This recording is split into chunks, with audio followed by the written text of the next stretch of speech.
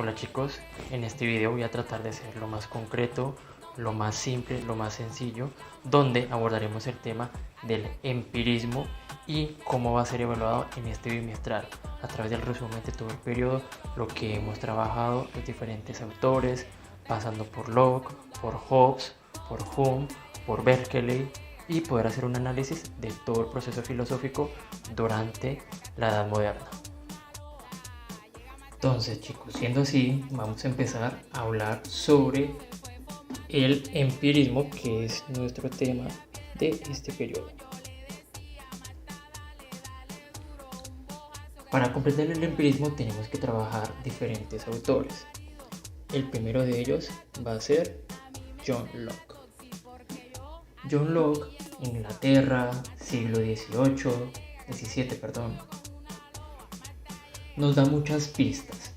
En primer lugar, nos va a hablar que es uno de los filósofos más importantes en términos del conocimiento empirista. ¿Qué nos va a decir él? Que parte del conocimiento humano se forma a través de la experiencia.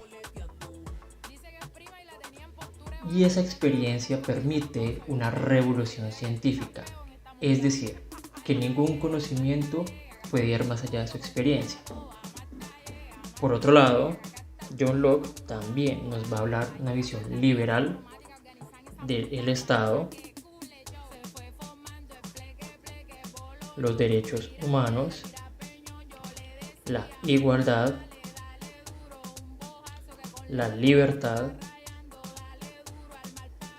y el pacto social.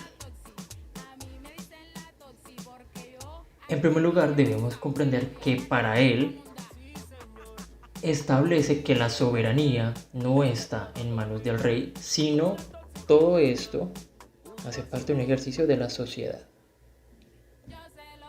Y ese ejercicio de la sociedad parte de diferentes contextos. En primer lugar, defiende la separación del poder legislativo y el ejecutivo, así como la libertad religiosa y los derechos sobre el colectivo. Para él la soberanía, como les digo, no está en manos del rey o del Estado como tal, sino de la sociedad. Promulga, en términos de los derechos humanos, la igualdad, la libertad, la propiedad privada.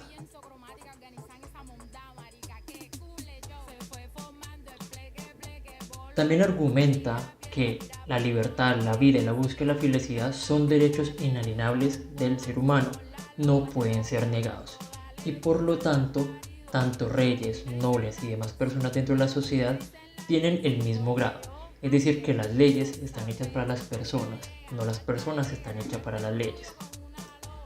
Siendo así, desde ese punto de vista, él nos habla que la convivencia, para que sea saludable, tiene que basarse en que la justicia o el ejercicio de las leyes no tienen que ser interiorizadas. Es decir, para que todo esto se pueda dar, tiene que haber una armonía.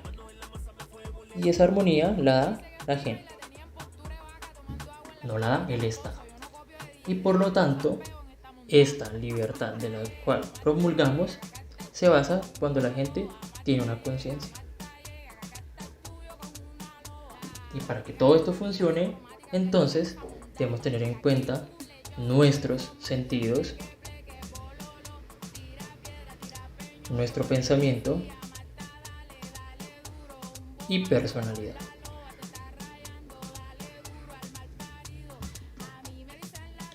Con eso podemos evitar entonces una obediencia absoluta, que sería la subordinación de la gente ante el Estado. Es decir, que cuando tenemos esto, el Estado no es necesario.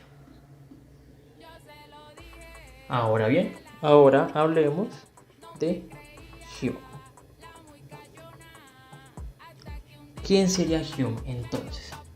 Él va a argumentar que está en contra de las ideas innatas. Es decir, que el conocimiento humano se deriva únicamente de la experiencia. ¿Qué quiere decir esto? En primer lugar, es comprender que el conocimiento humano se da con la experiencia y la observación. No importa el orden, pero debemos tener esos dos postulados claros. Con eso podemos determinar que el objetivo del empirismo desde David Hume es poder determinar si algo es válido o no a través de este ejercicio, la observación que genera una experiencia significativa. Por ello es importante tener en cuenta que este conocimiento es netamente orgánico. ¿Qué quiere decir que es orgánico? Que se da en el día a día. No hay una razón, sino que va surgiendo, y de esto nacen los pensamientos y las dudas.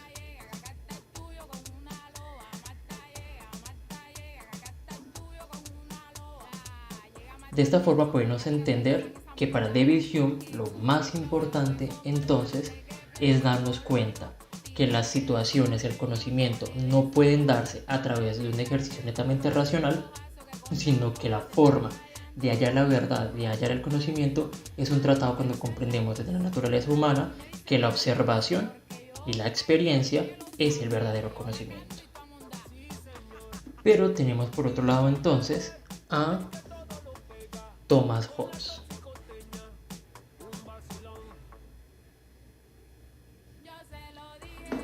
¿Qué nos va a decir Thomas Hobbes? En primer lugar, él va a defender que la realidad es mecánica. La realidad es un ejercicio netamente mecánico. ¿Qué quiere decir eso? Que son las causas materiales las que determinan las acciones del ser humano. ¿Qué quiere decir eso? En la vida nos pasan diferentes situaciones. Nos caemos, nos levantamos, vemos llover, vemos muchas cosas. Y todo ese sistema nos genera un conocimiento. Y por lo tanto va a plantear diferentes estrategias. ¿Qué es lo que nos va a decir entonces, por su lado, Thomas Hobbes? Nos va a decir diferentes cosas. En primer lugar, esta situación nos va a permitir analizar desde él la política y el contrato social.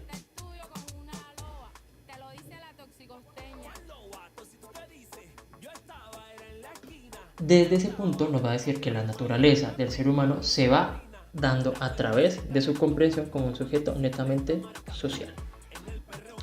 Ahora bien, ¿eso qué tiene que ver? Eso nos da unas pistas de cómo el ser humano va transformando. Recordemos su frase célebre: el hombre es un lobo para el hombre.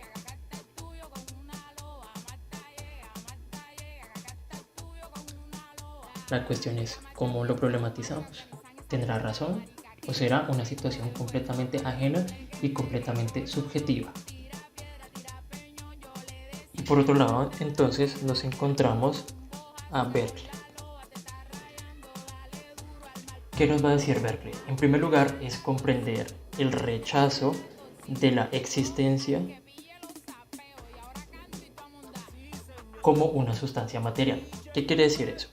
El mundo y el ser humano son sustancias sensibles. Y al ser sustancias sensibles, van conociendo el mundo a través de las percepciones. Y las percepciones son ideas. Y esas ideas son la sensibilidad que va transformando el ejercicio.